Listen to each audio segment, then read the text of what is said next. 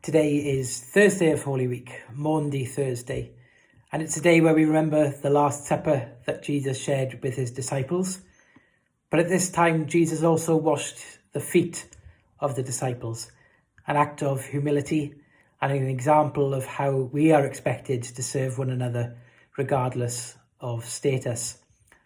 And the Gospel of St John, chapter 13, says this. Now before the festival of the Passover, Jesus knew that his hour had come to depart from this world and go to the Father. Having loved his own who were in the world, he loved them to the end. The devil had already put it into the heart of Judas, son of Simon Iscariot, to betray him. And during supper, Jesus, knowing that the Father had given all things into his hands, and that he had come from God and was going to God, got up from the table. He took off his outer robe and tied a towel around himself. Then he poured water into a basin and began to wash the disciples' feet and to wipe them with the towel that was tied around him. He came to Simon Peter, who said to him, "Lord, are you going to wash my feet?" Jesus answered, "You do not know now what I am doing, but later you will understand." Peter said to him, "You will never wash my feet." Jesus answered, "Unless I wash you, you have no share with me." Simon Peter said to him, "Lord, not my feet only, but also my hands and my head." Jesus said to him, "One who has bathed does not need to wash except for his feet, but is entirely clean. And you are clean, though not all of you." For he knew who was to betray him. For this reason he said, "Not all of you are clean." After he had washed their feet, had put on his robe, and had returned to the table, he said to them, "Do you know what I have done to you?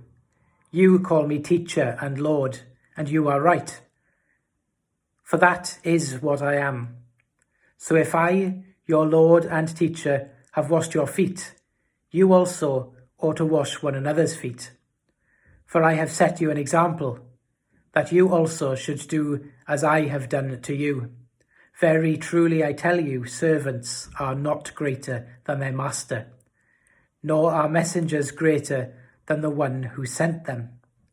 If you know these things, you are blessed if you do them." If you're anything like me, then the thought of anyone touching your feet is incredibly uncomfortable. I don't like people touching my feet, not just because I'm ticklish, but because in today's Western culture it's incredibly intimate. But foot washing in the time of Jesus was a common occurrence, especially when sandals were the main choice of footwear.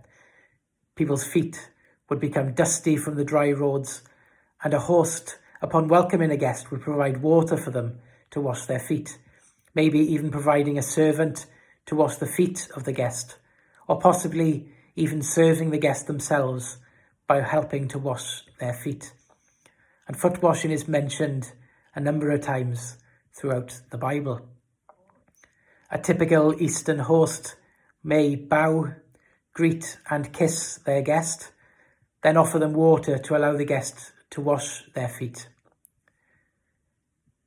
But Jesus' teaching in doing this shows the importance of service, and service regardless of status.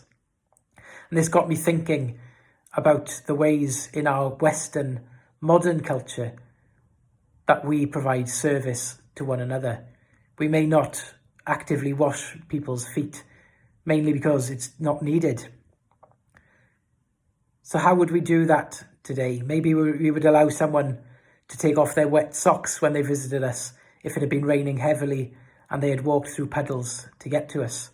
Maybe we would take someone's wet coat and hang it up to dry.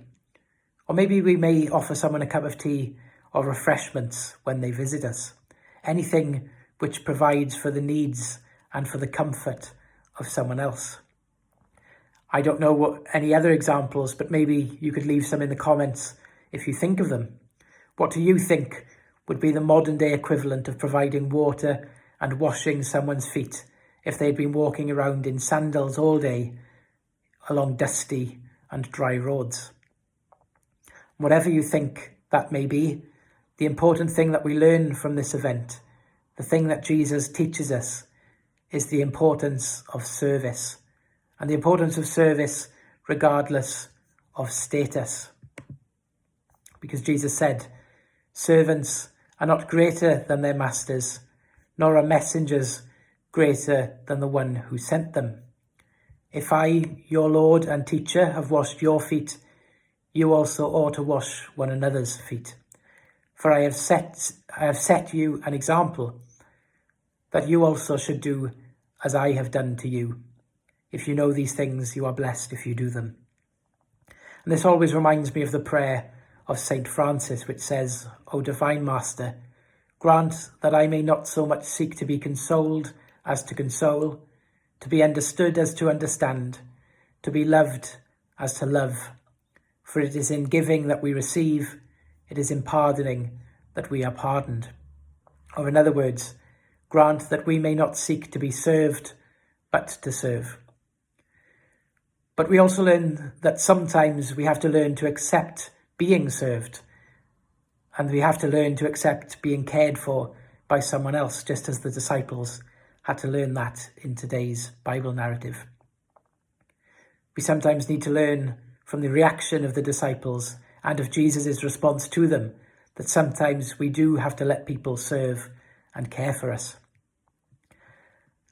At the moment, the way in which we can do this is very different because we find ourselves distanced from one another. But there are ways we can still serve one another, and there are ways we can serve God. We can still show compassion, we can still show love, albeit from a distance. But above all, our service at the moment involves following the government advice. By staying at home, we are serving one another. By staying home, we are slowing down the spread of the virus. And by staying home, we are ensuring that we look after and care for not just ourselves, but also the most vulnerable in our society. So today, I'd like to end with a prayer, and it's the prayer of St Francis. Lord, make us instruments of your peace. Where there is hatred, let us sow love. Where there is injury, pardon. Where there is doubt, faith.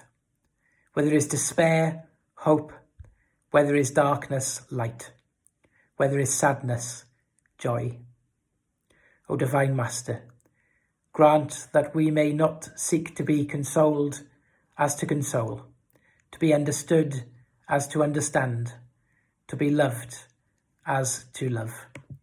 For it is in giving that we receive, it is in pardoning that we are pardoned, and it is in dying that we are born to eternal life. Amen.